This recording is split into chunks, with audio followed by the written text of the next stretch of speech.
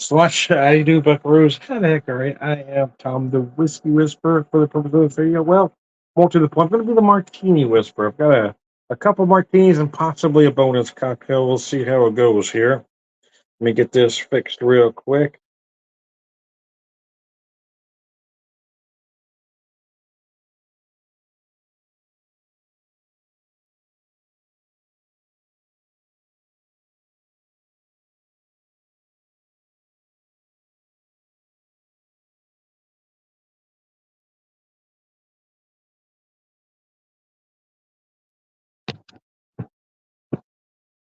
Yeah, that helped me out there.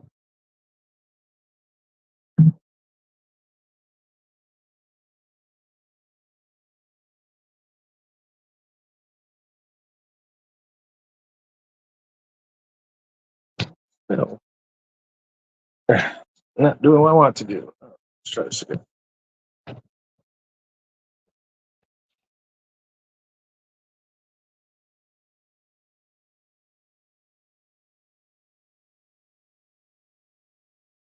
And me adjust the privacy. And how the heck are you, folks? Let me see if I can get this straightened up.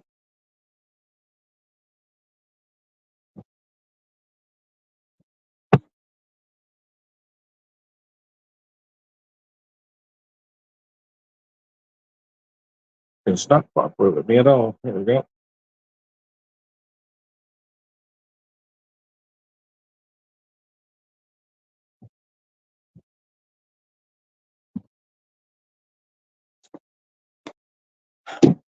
It's frustrating me. It's not moving the direction I'm trying to get it to move. I don't know why it's not moving. There we go. Anyway, we're just gonna have to work with that, I guess. It's just not gonna cooperate with me. Could be because I'm just tired. Work today, but I'm gonna relax a little bit now. Peak Me Bed handcrafted American vodka. This is a 93 proof vodka. Corn vodka, because everything they distill, everything they make is made from corn.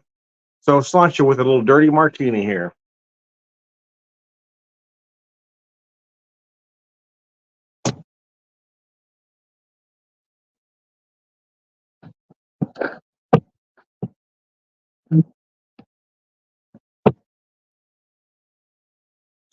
Can't see it very well. Probably can't tell what's going on. Really frustrated. I'm really getting upset, man. They're starting to piss me off. Won't do what I wanted to do. Anyways, how the heck are you? I'm going to try to not let my OCD get the best of me here because it's really pissing me off, man. Uh, can't get that angle quite how I want it. It's really irritating me.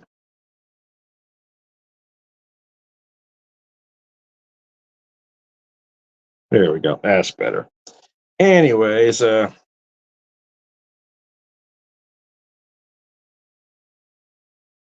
we're just have to say that's good now. Anyway, let me focus. Focus, Tom. Vodka martini, vodka dirty. Sláinte.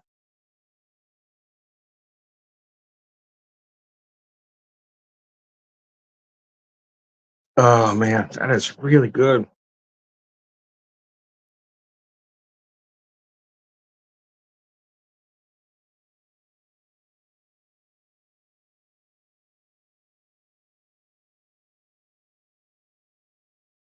It's a very good vodka. I'm using just regular olives. I'm using the Filthy brand because I like them and they're pretty reasonable. They're more than your average store olives, but they're not as much as some of the gourmet brands or pseudo gourmet brands out there.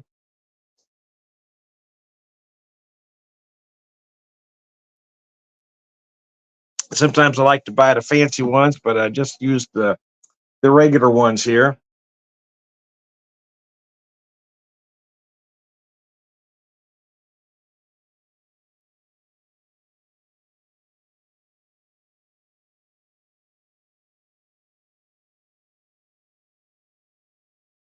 Vodka's a little sweet. Yeah, it is. It is a little bit sweet, isn't it? But it's a very pleasant vodka to drink. It doesn't feel too light or thin, nor is it harsh in any way. It's a very clean vodka.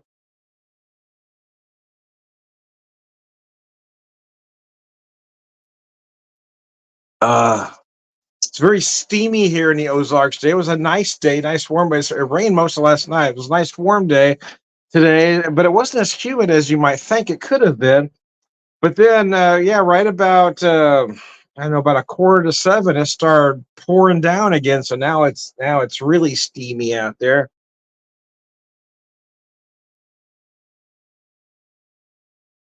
which is the weather we typically get about this time of year. As I sit in my little noir office behind me. Yeah, that's not real, right? Not trying to fool you, but trying to create a mood here. Back when everybody had those martinis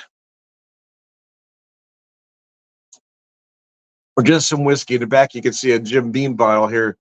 Put my head this way, you can see there's a decanter on the desk, and then there's a Jim Beam bottle in the back. Of course, the Jim Beam back in those days is a little different than the Jim Beam now. They're going to tell you it's not, but it is. Same with the Jack Daniels. The Jack Daniels is a lot different. They say, no, it's the same recipe, Tom. Yeah, that might be, but back in the day, it was a 90 proof whiskey. Now you're selling it as an 80 proof, and you didn't lower the price point any. And that was the difference between that and Beam at the time, was that Daniels was a 90 proof, Beam was an 80 proof. Daniels cost about $10 more a bottle. You knew why you were paying more. Now it's still about $10 more a bottle, but they're both 80 proof whiskeys. At this point, Jack Daniels is just relying on a name and the stupidity of people that will just buy it blindly without paying attention to what they're buying. Because you've got those lemmings out there that will just buy the name. It says Jack Daniels. Yeah, okay. But yeah, it's an 80 proof. It really lacks. It really needs to be a 90 proof whiskey again. In the 80s, they lowered it to 86. And then a few years later, they lowered it to an 80. But they did it kind of subtly so folks weren't paying attention. A lot of folks still believe it's a 90 proof whiskey when it hasn't been for a very long time. Now, if you tell me, hey, I like the taste of Daniels, but that's okay, I can't argue with that. But you can't tell me it's a better quality whiskey, because it just isn't. Excuse me. And it's certainly not worth $10 more a bottle when you can buy Kentucky bourbon. And quite frankly, I'd rather have the Kentucky bourbon than the Tennessee whiskey. To me, it's a cleaner product. It kind of depends on the distiller. I'll grant you that, but for me, it's a cleaner product.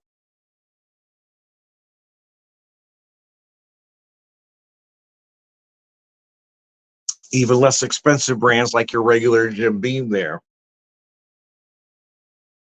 But it's gone through some changes as well.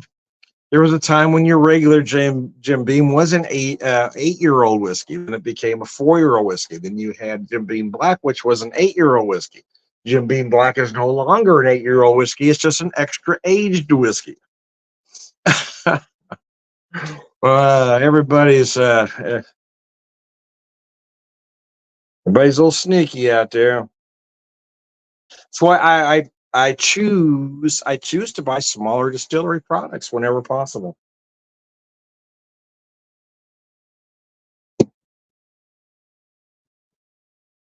So my lovely wife got me this thing here. I'm going to see how it works. It's not a fridge per se. It's not a cooler.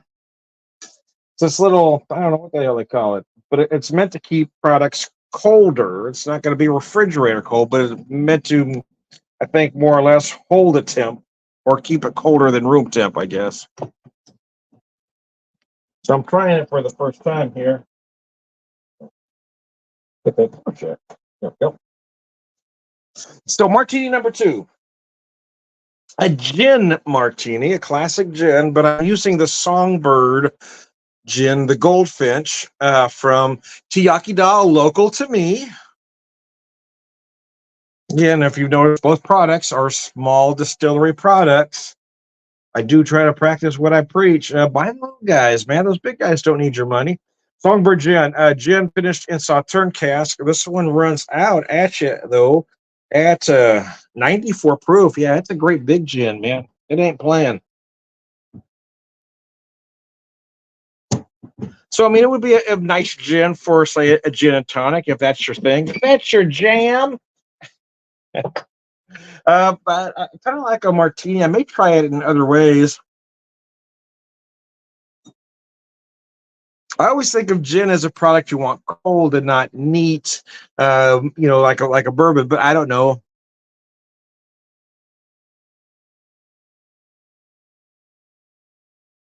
Well, damn, I did hold that cold. I'll be damned. I'll be jiggered, as my dad would say. Yeah, that's good. I'll be jiggered, he'd say. Dad was very colorful.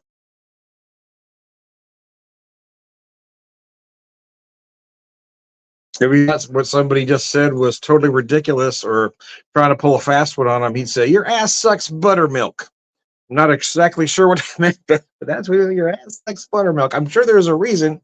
Dad growing up on a farm, I'm sure there was something in there why that say made sense, but it always cracked me up. Your ass sucks buttermilk.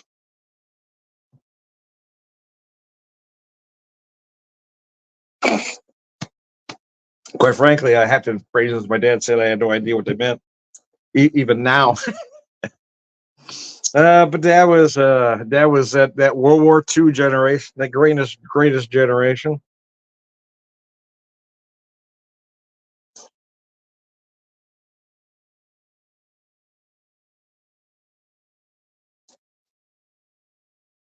I do tend to take particular offense when folks try to poke at that, right? Well, that generation had its faults. Yeah, it did, but they still accomplished things that other generations did not. So, um, yeah, they deserve to be the greatest generation. There were some issues. I'm not going to say there weren't. Uh, but no generation is perfect. But that generation did get some things accomplished that others have not, especially what they were faced with at the time.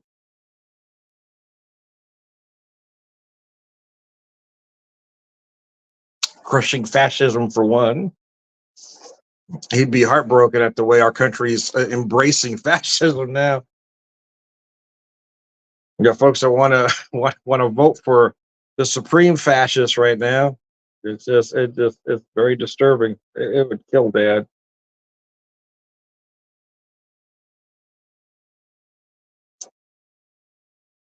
To know that they fought for freedoms, and you've got folks that want to just hand them over because they don't like those freedoms.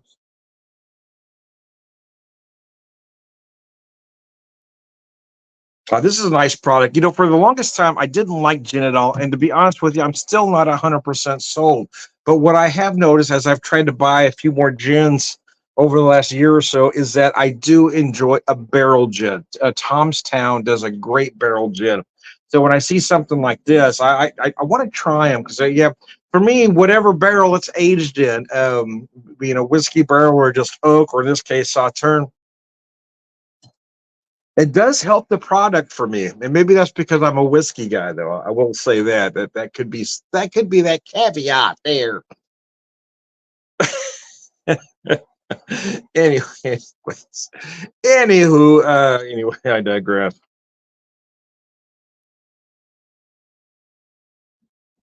Had my birthday over the weekend, Friday. Went to a concert. This is some old metal, man. Had some Saxon. You're right. He was actually headbanging, man. Reliving my youth, baby. I was reliving it. It was nice. It was a lot of fun. Had the VIP package, met some folks, shook some hands. It was fun. It really was. It was just very enjoyable, man. But the best part, I mean, the meet and greet was fun, but the concert was amazing. Both bands were just insanely good. I mean, they were tight, no mistakes. I mean, it was just amazing watching these older musicians now. I'm thinking, earlier today I dropped the glass because I couldn't grip it. And these guys are just shredding like they're kids. And how the hell do you do that? You can barely hold a cup sometimes. I can't always feel that left thumb, and I had it in my hand. I was getting ready to put it away, put it down, and it just went out of my hand. I hadn't even been drinking yet. And so damn, that thumb is just not good. And it keeps getting worse on me.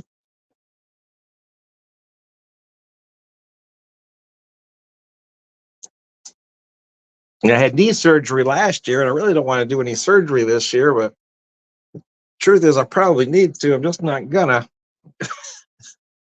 Might think about that next year. Hoping all the parts will hold up, but that hand is really getting extremely bad.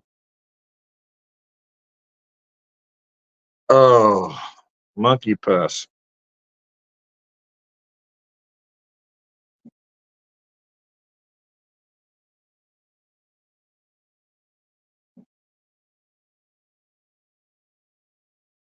All right, we're just about done with this bad boy.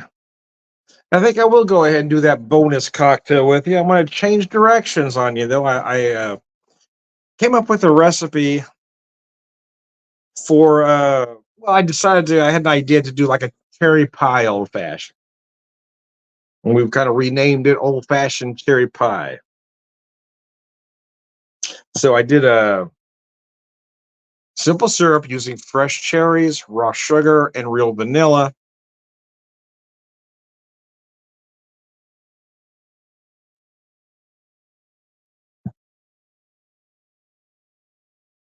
So I used a simple syrup.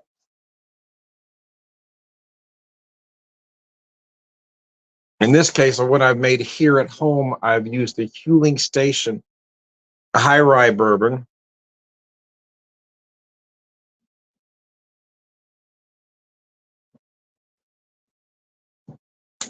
I jump up and grab that bottle real quick.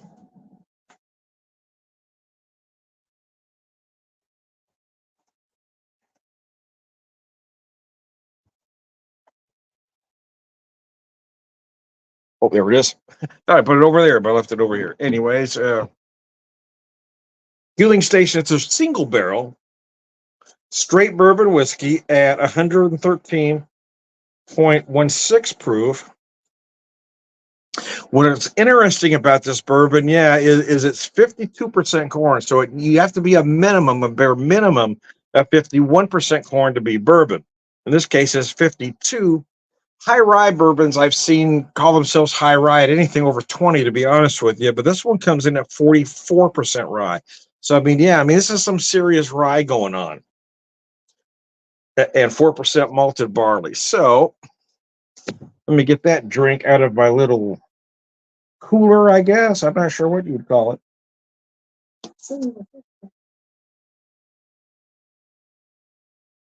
My little mini fridge here.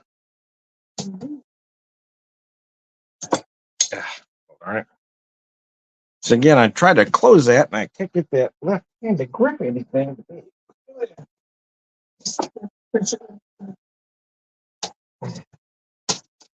There we go. Anyways, I digress. So I showed you the bourbon bottle. Let me show you the cocktail. And cilantro.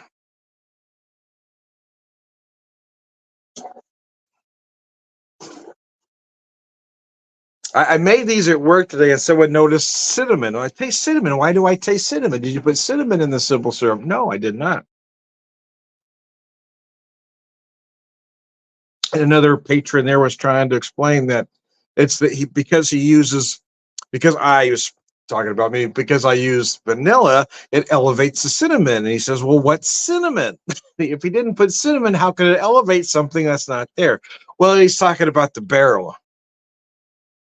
Well, I didn't realize bourbon could taste like cinnamon. Well, sometimes you get those barrel spice notes. So a lot of times it will impart cinnamon. Sometimes it's more of a baking spice. It kind of depends on the barrel that's being used, to be honest with you. But it did work out that way. Again, oddly enough, you do taste those cinnamon notes because you would if you were drinking the bourbon neat. You certainly would as well. But having the vanilla in that simple syrup, it gives that illusion of that cherry pie, if you will. Because the one guy was going on about, man, it feels like I can even taste the crust. You know? I can feel the cherry pie in there. But a lot of that is because I used fresh cherries. I didn't boil them per se. Well, we have a electric kettle, gets that water very hot, and I just kind of let it steep like I'm making tea. I don't want to necessarily boil those cherries, but the longer you let them sit, the more that cherry flavor and color will impart in that simple syrup.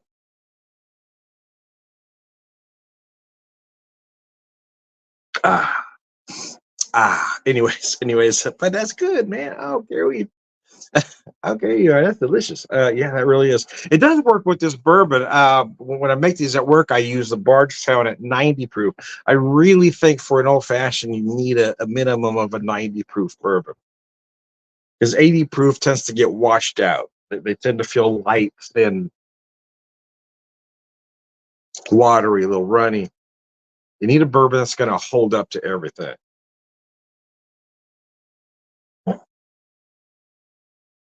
especially if you're adding additional flavors like I am. And I'm trying to do these, I'm trying to do these seasonally, right? And I'm trying to take a cue from one of the owners and the brewers. Don't just make things you like, right? You take ideas and suggestions from the folks there. It's okay. I'm not a big cherry fan, but I knew cherry would be popular, especially this holiday weekend. So I did a cherry vanilla simple syrup.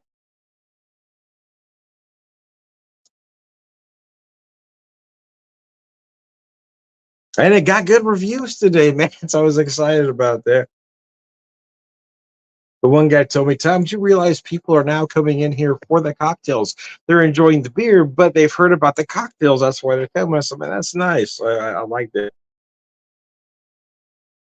Uh, anyways, this is just wow. That's just tasty. I do like the way that simple syrup came out, though. I want to try that with other things. I mean, I'm not a big fan of peach, but I know as we get deeper into the summer that flavor is going to be seasonal or popular. So I'll do a peach something or other.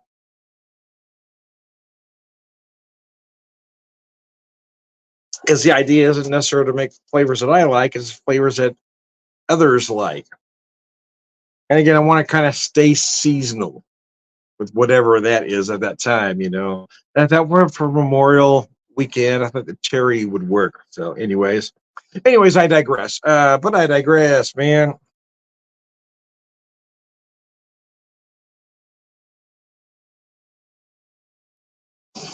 Even though it is a higher proof bourbon, it blends well with this. And this is the whiskey that should be drink neat. I'm not going to lie about that, but I did want to try it at its capacity just to see how it worked because it is a high rye bourbon. Because traditionally, an old fashioned was made with rye, but it has gone to where more are using bourbon. However, what really kind of makes me scratch my head is I see a lot of folks using a wheated bourbon to make an old fashioned. Bourbons like Buffalo Trace. Now, I don't have a particular issue with Buffalo Trace, other than it's a wheated bourbon and it's very sweet. There's a reason why you use rye or a traditional bourbon that uses rye as a secondary grape because they're not as sweet because you're adding sugar to the cocktail. Whether you're using a sugar cube or a simple syrup, a wheated bourbon is too soft for me anyway, for my taste. But I guess that's what these kids want to drink. They want a really sweet drink. They don't want just a sweet drink. Just wheated bourbons are nice, but they are sweeter. They have that soft body, which is why I think a lot of folks like them.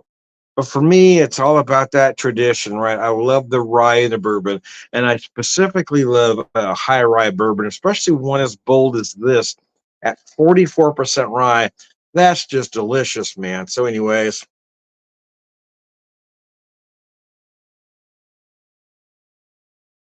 and a lot of for me anyway, putting together these cocktails is try to keep them simple. I feel like a lot of nouveau bartenders try to add too much. You're trying to add too many liqueurs and too many fruit juices and too much this and that. Keep it simple. I love those classic cocktails. So almost everything I make is a variation of a Manhattan or an old fashioned or a whiskey sour. I mean, everything is, in this case, obviously the old fashioned with the template.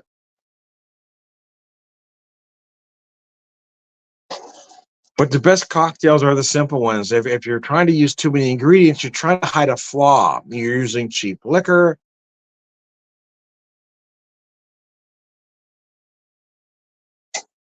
I like to make a good cocktail. If I'm making it for me or for somebody else, I don't like to make a subpar cocktail. I'm not going to use the bottom shelf liquor.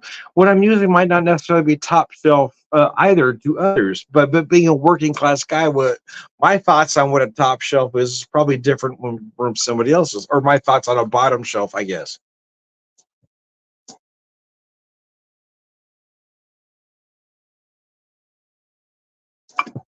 Because I think you can find a mid-price spirit, whether we're talking vodka, gin, whiskey, bourbon, rye, whatever, and make a nice cocktail.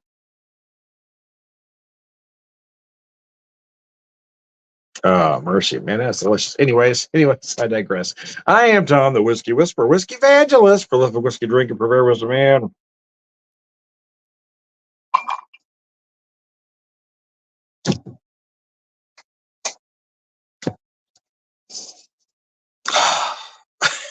I feel better now, man. All right, good guys, lunch you.